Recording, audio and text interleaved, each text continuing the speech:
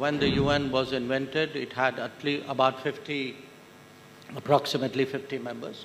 We have 4 times the members. So it's a common sense proposition that you can't continue the same way when you have 4 times the members. The lack of results demonstrate the case for reform. If you take the UN, when the UN was invented, it had at least about approximately 50 members. We have 4 times the members. So it's a common sense proposition that you can't continue the same way when you have 4 times the members.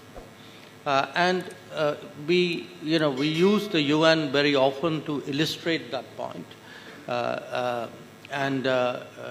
We've also seen, if you look at the last 5 years, all the big issues, in a way, we have not been able to find multilateral solutions. So the results are also, or the lack of results demonstrate the case for reform.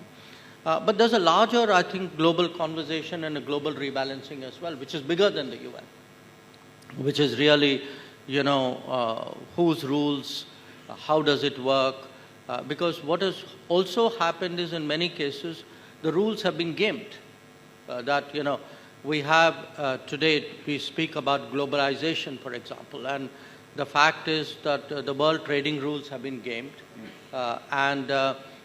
We have a lot of our challenges today also emanate from how countries have used that for their benefit at the expense of the international system.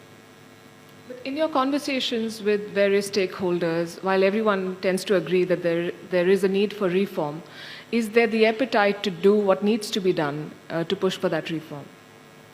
I think there's if you poll countries, I think the sentiment for change is very strong. The problem is, in many cases, the very people who are the problem are also the people whose concurrence you need to do that reform. So that's where the problem lies. So if you're going to ask 5 countries saying, would you mind changing the rules so that you have less power? Guess what the answer is going to be? The answer, if they were wise, the answer would be something else. If they are short-sighted, the answer is what it is today.